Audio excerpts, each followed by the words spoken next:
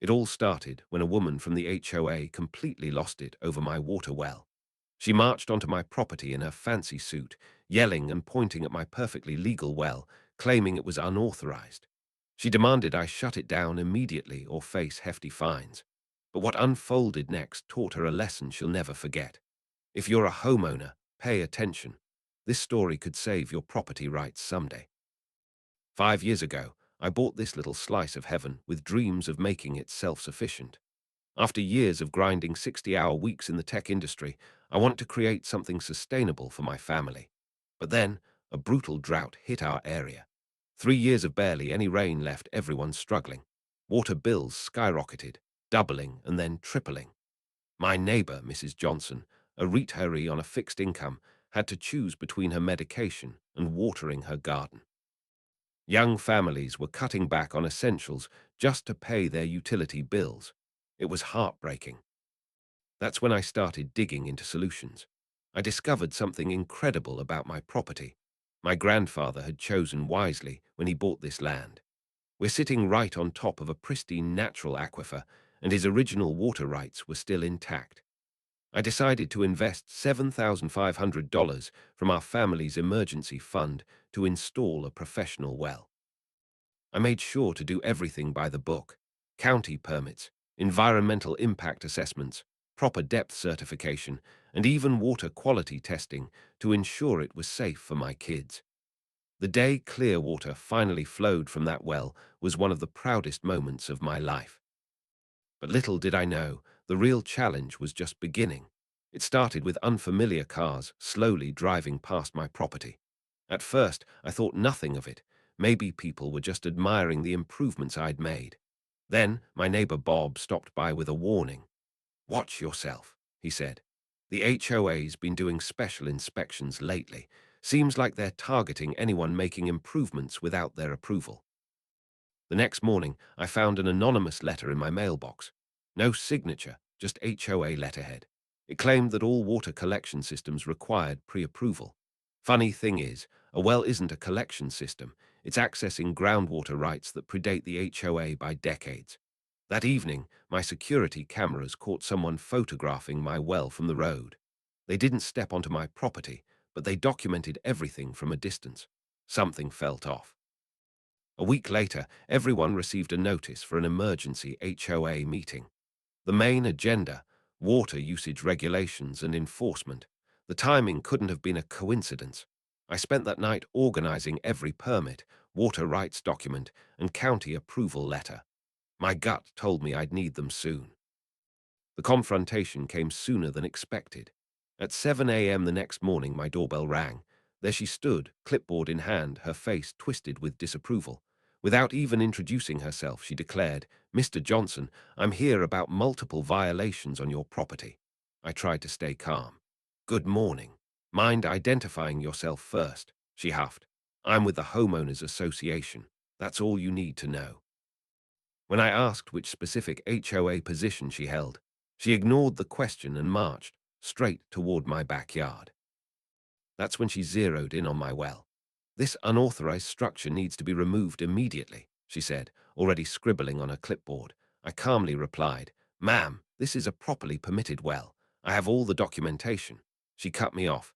"Groundwater is community property. The HOA bylaws clearly state all water usage must be approved and metered." I retrieved my permit folder. Actually, my property has grandfathered water rights from 1958. The county has fully approved this installation. Her face turned red. "Those rights were surrendered when you joined the HOA," she snapped. I stood my ground.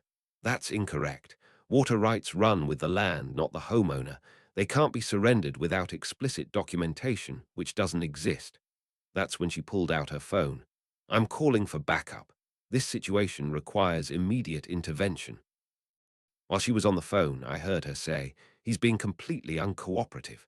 Yes, we may need to place a lien. No, don't worry about the documentation yet." That was the moment I decided to start recording. I pulled out my phone and announced, "For everyone's protection, I'm documenting this interaction." The look on her face when she saw my phone was pure rage mixed with something else: fear. That's when I realized this wasn't just about a well. Something much bigger was happening. Turn that off immediately, she demanded, trying to block my camera. Recording HOA business is prohibited. I stood my ground. Actually, we're on my private property, and I have every right to record. She stepped closer, pointing her finger just inches from my face. Do you have any idea who you're dealing with? I can make your life absolutely miserable. I didn't back down. I'm dealing with someone who hasn't properly identified herself, who entered my property without permission, and who's now threatening me. Please step back. That's when I noticed her designer watch and the luxury car parked out front. This wasn't your typical HOA volunteer. Something wasn't adding up. Your well is reducing property values in this community, she claimed, changing tactics. The aesthetic damage alone violates at least 3 bylaws. I gestured to my well, which I'd carefully landscaped to blend with the garden. Ma'am, this well is more attractive than most approved lawn ornaments in the neighborhood. The real issue seems to be the water itself, not how it looks. Her eyes narrowed. The HOA has contracts with approved water suppliers. Your independent source undermines those relationships. Now things were starting to make sense. I decided to press further. Which suppliers specifically, and what's your relationship with them? She recoiled like I'd slapped her. That's completely irrelevant. The violation stands. She thrust a violation notice toward me. $10,000 fine, payable within 30 days, and immediate cessation of all unauthorized water collection. I refused to take the paper. I'll need to see your HOA credentials first and confirmation this action was approved by the board. When I mentioned the board, something flickered across her face, uncertainty. The board has fully empowered me to enforce water regulations, she said, less confidently. Then you won't mind if I call the HOA president right now to confirm, I said, pulling out my phone again. This time I wasn't bluffing. This is ridiculous, she exclaimed, glancing nervously at her watch. I'm placing your property on immediate non-compliance status. The sheriff will be contacted. I smiled calmly. Perfect. Let's get law enforcement involved. I'm sure they'll be very interested in these threats and your refusal to identify yourself properly. 20 minutes later, a black SUV pulled up. 2 men in business casual attire approached, clearly uncomfortable with the situation. This is Mr. Peterson and Mr. Walsh from the HOA board, she announced triumphantly. I nodded politely. Gentlemen, was there an official board meeting authorizing today's inspection? They exchanged nervous glances. The taller one spoke first. Well, not exactly. Karen called us directly about an urgent compliance issue. Karen, finally I had a name. And you are officially on the HOA board, I pressed. I'm the treasurer, the shorter man confirmed. Doug's the maintenance committee chair, I turned to Karen. And your official HOA position is, she cleared her throat. I'm a special consultant on water management. Interesting, I said. Despite my busy work schedule, I've attended every HOA meeting for the past year. I don't recall any vote to hire a consultant. Karen quickly flipped through her clipboard papers. Section 17, subsection C, clearly prohibits water collection systems visible from common areas. I smiled. My well isn't visible from any common area, and Section 17 refers to rainwater collection, not groundwater access. The board members looked surprised. Karen stammered, the aesthetic impact still violates community standards. Just then, my neighbor Jim appeared at the edge of my property. As a retired attorney, he had perfect timing. Everything all right here, Tom, he called out. Noticed quite the gathering, I explained. These folks from the HOA have concerns about my well, though I'm still waiting to understand the specific violations. Jim strolled over. Fascinating. I've been reviewing HOA bylaws recently. Don't recall anything prohibiting properly permitted wells. Karen suddenly headed toward my wellhouse. I need to inspect the pumping equipment. Ma'am, that's private property, I stated firmly. You can't enter without permission, which I'm not granting. She reached for the door handle anyway. HOA representatives have inspection rights for all exterior structures. Not without 48 hours written notice, Jim interjected. Article 8, Section 3. I pulled out my phone again. I'm calling the County Water Authority to verify my permits and rights. Feel free to stay while we get official clarification. As I dialed, I noticed other neighbors gathering at the edge of my property. Mrs. Rodriguez with her walking cane, the Thompsons from across the street, even reclusive Mr. Aberai stood watching from his driveway. Karen noticed them too. Her composure visibly cracked as she realized this confrontation now had an audience. What had started as an intimidation tactic was quickly becoming a neighborhood spectacle. The water authority confirmed they'd send someone immediately. Karen's face fell as she realized her bluff was about to be called. With neighbors gathering and county officials on their way, Karen switched to pure desperation mode.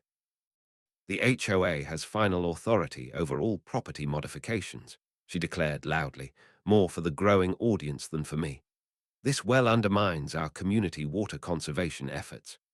Jim, my attorney neighbor, calmly responded, conservation typically encourages reducing water usage from municipal sources. A private well with historical rights actually supports conservation goals. The crowd murmured in agreement. More neighbors had arrived, drawn by the commotion. 30 minutes later, a county water resources truck pulled up.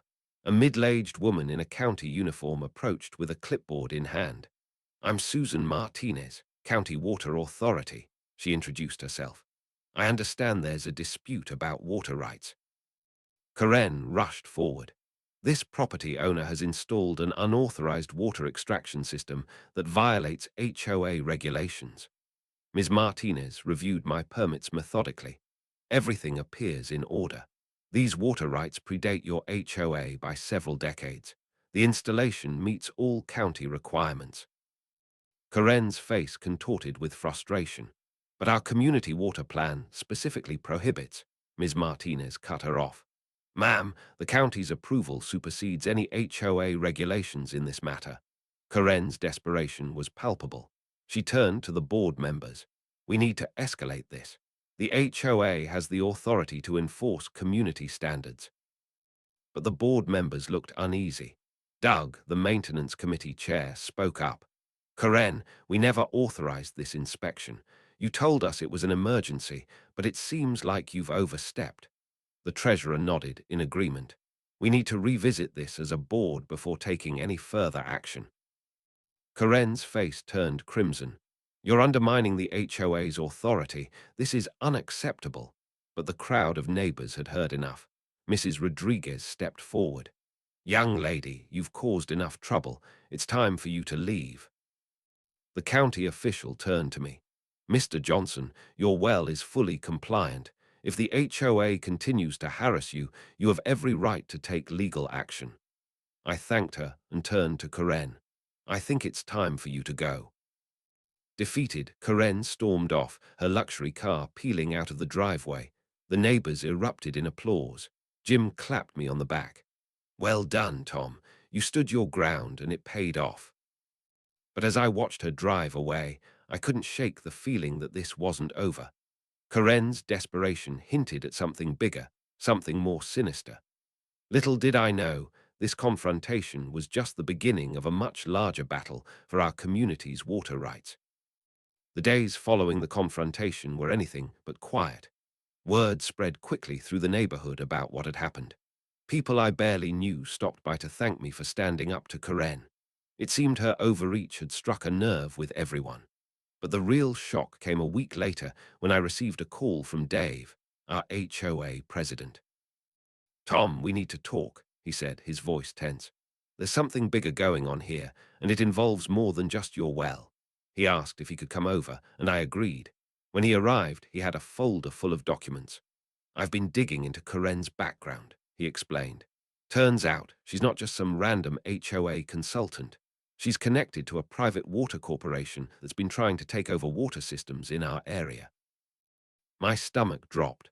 What do you mean, take over? Dave opened the folder and spread out the papers.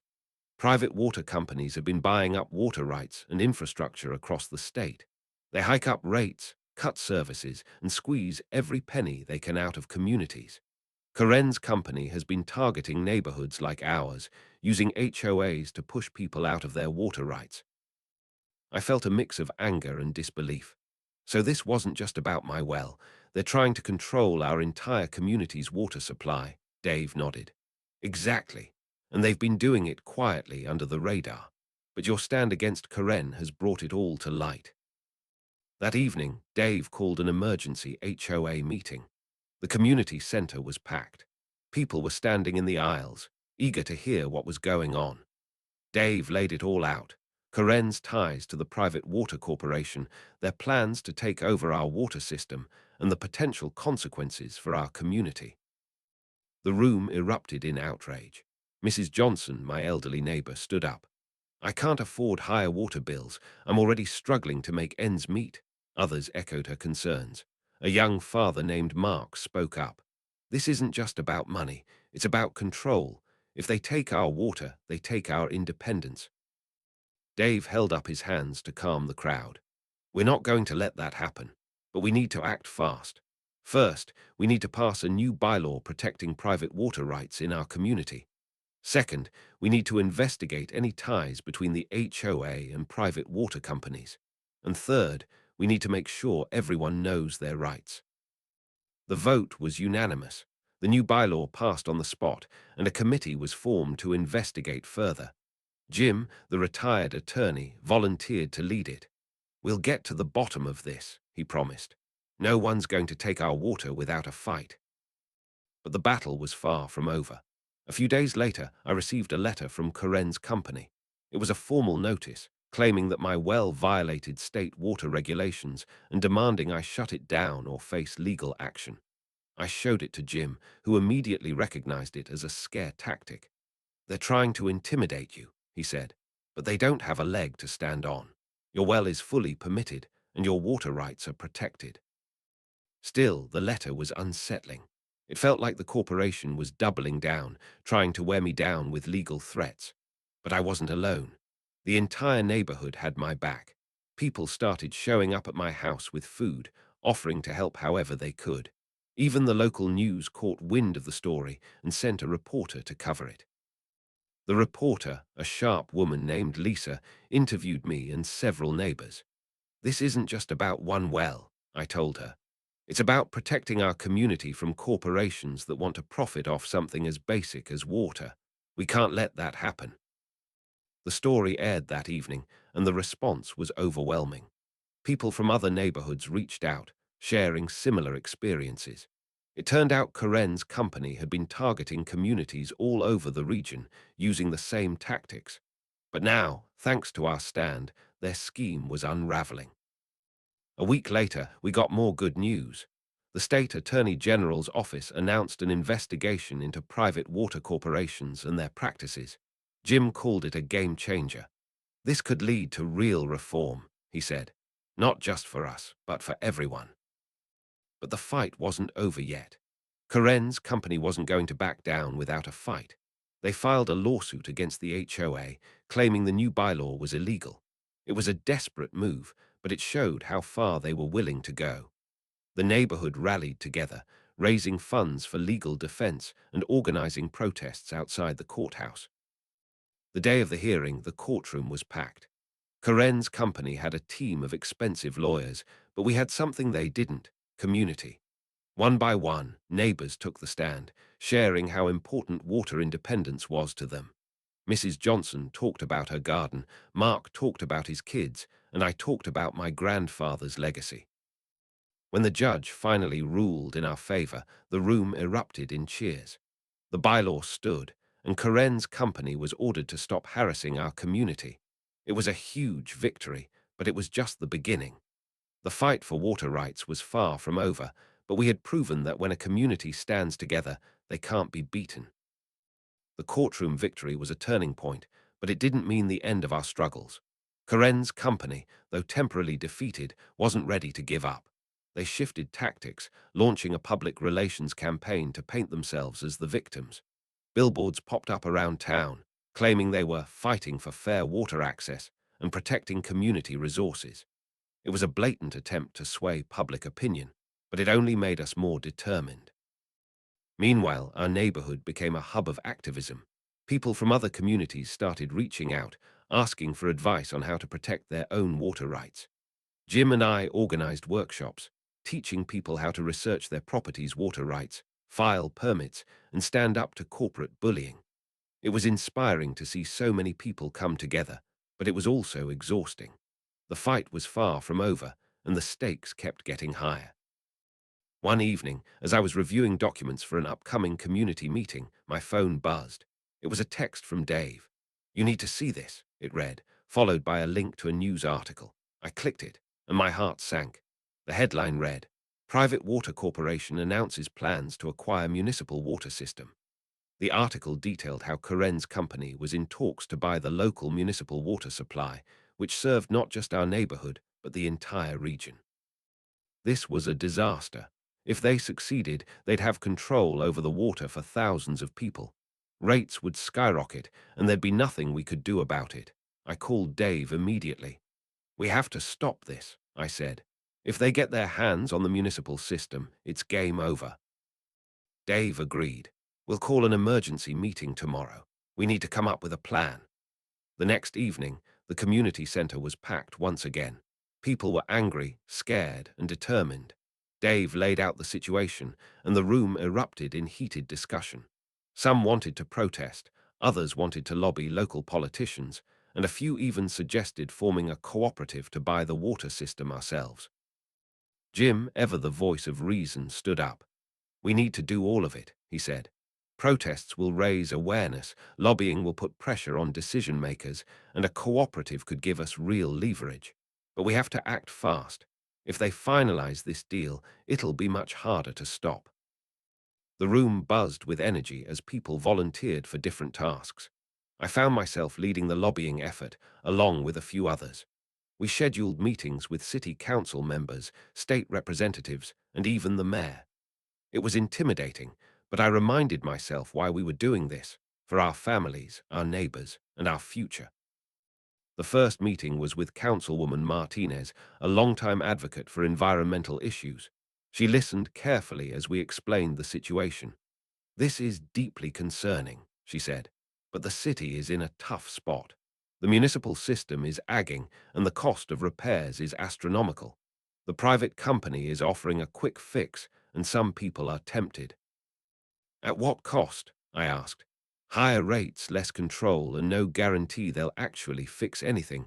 We can't let them take over," Martinez nodded. "I agree, but we need to present a viable alternative. Do you have one?"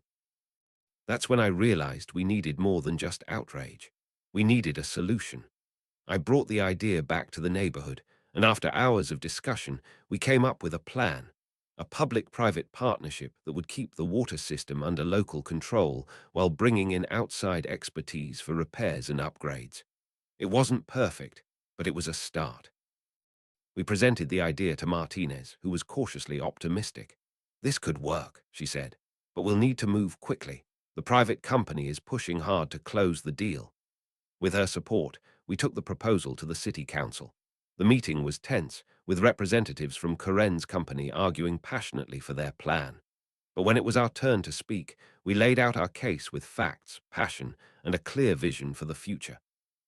The council voted to delay the decision, giving us time to refine our proposal. It was a small victory, but it gave us hope. Over the next few weeks, we worked tirelessly, gathering support from other neighborhoods, environmental groups, and even some local businesses. The momentum was building, but so was the pressure. Karen's company launched a smear campaign, accusing us of being anti-progress and unrealistic. But we didn't back down. We held rallies, wrote op-eds, and even organized a community cleanup day to show our commitment to the local water system. The media coverage was intense, and the story went viral. People from across the country reached out, sharing their own struggles with private water companies. It was overwhelming, but it also reminded us why we were fighting. The final city council meeting was packed. People stood in the aisles, spilled into the hallway, and even gathered outside to watch on a big screen. Karen's company made their case first, slick and polished as always. But when it was our turn, we spoke from the heart. We talked about our community, our values, and our vision for a future where water was a right, not a commodity. When the council finally voted, the room held its breath. One by one, the votes were cast. And then the announcement: our proposal had won. The municipal water system would remain under local control with a plan for sustainable upgrades. The room erupted in cheers, tears, and hugs. It was a moment I'll never forget. But even as we celebrated, I knew the fight wasn't over. Karen's company would regroup and new challenges would arise. But for now, we had won. We had proven that when people come together, they can stand up to even the most powerful forces. And that was a lesson worth fighting for. The victory at the city council meeting was monumental, but it didn't mean the battle was over. Karen's company, though defeated, wasn't going to disappear quietly. They filed appeals, launched more PR campaigns, and even tried to sway public opinion by funding local events and charities. It was a classic move, trying to buy goodwill after losing the war. But our community wasn't fooled. We knew their intentions, and we weren't about to let our guard down. In the weeks following the decision, our neighborhood became a model for other communities fighting similar battles. People from across the state, and even from other parts of the country, reached out, asking for advice on how to protect their water rights. Jim and I found ourselves traveling to share our story, speaking at town halls, and even testifying before state legislators. It was exhausting but incredibly rewarding. We were no longer just fighting for our own community. We were part of a larger movement. One of the most inspiring moments came when we visited a small town in the next county. They were facing a similar threat from a different private water corporation, and the community was divided. Some people believed the company's promises of lower rates and better service, while others were skeptical. We shared our story, showing them the tactics these companies used and the importance of standing together. By the end of the meeting, the room was buzzing with energy, and a grassroots movement was born. Back home, we continued to build on our victory. The public-private partnership we proposed was moving forward, and the municipal water system was undergoing much-needed upgrades. But we didn't stop there. We formed a neighborhood water council to oversee the system, ensuring transparency and accountability. It was a way to keep the power in the hands of the people where it belonged. But not everyone was happy with the changes. Karen's company continued to lurk in the background, looking for ways to undermine our progress. They filed lawsuits, challenged permits, and even tried to buy out individual homeowners in our neighborhood. It was a constant game of cat and mouse, but we were determined to stay one step ahead. One day, I received a call from Mrs. Johnson. "Tom, you need to come over," she said, her voice trembling. "There's a man here from the water company, and he's trying to get me to sign something." I rushed to her house, my heart pounding. When I arrived, I found a slickly dressed man sitting at her kitchen table, a stack of papers in front of him. "Can I help you?" I asked, trying to keep my voice calm. The man smiled, but it didn't reach his eyes. "I'm just here to offer Mrs. Johnson a great deal on her water service. It's a limited-time offer, and I'd hate for her to miss out." I glanced at the papers. They were a contract filled with fine print and legalese. "Mrs. Johnson isn't interested," I said firmly, "and I suggest you leave before we call the authorities." The man's smile faded, and he gathered his things. "You're making a mistake," he said as he left. "This isn't over." After he was gone, Mrs. Johnson broke down in tears. "I didn't know what to do," she said. "He was so pushy, and I didn't want to sign anything, but I was scared." I hugged her, feeling a mix of anger and determination. "You did the right thing," I said, "and we're not going to let them bully us." That incident was a wake-up call. We realized that Karen's company wasn't just targeting the system as a whole. They were going after individuals, trying to chip away at our unity. We organized a neighborhood watch program, with volunteers keeping an eye out for anyone trying to pressure homeowners into signing contracts. We also held workshops to teach people how to spot scams and protect themselves. But the fight wasn't just defensive. We also took proactive steps to secure our water future. With the help of local environmental groups, we launched a rainwater harvesting initiative, encouraging homeowners to install rain barrels and other systems to reduce their reliance on the municipal supply. It was a small step, but it was empowering. People felt like they were taking control of their own resources. and it brought the community even closer together. As the months went by, the momentum continued to build. Our story gained national attention, and we were invited to speak at conferences and even on television. It was surreal, but it also gave us a platform to advocate for broader change. We pushed for state legislation to protect water rights and regulate private water corporations. It was an uphill battle, but we were making progress. One of the most rewarding moments came when we received a letter from a family in another state. They had been inspired by our story and had successfully fought off a private water company in their own community. "Thank you for showing us that we have a voice," they wrote. "You gave us the courage to stand up for what's right." Reading that letter, I felt a deep sense of pride. We had started this fight to protect our own water, but it had grown into something much bigger. We were part of a movement, a wave of people standing up to corporate greed and fighting for their communities. And as long as we stood together, we knew we could win. The fight for our water rights had become more than just a local issue. It was now a symbol of resistance against corporate overreach. Our story had inspired countless others, and the movement continued to grow. But as we celebrated our victories, we knew the battle wasn't over. Karen's company, though weakened, was still out there, looking for ways to regain control. One evening, as I was reviewing documents for an upcoming state legislative hearing, my phone buzzed. It was a text from Jim. "You need to see this," it read, followed by a link to a news article. I clicked it, and my heart sank. The headline read, "Private Water Corporation Announces Merger with National Utility Giant."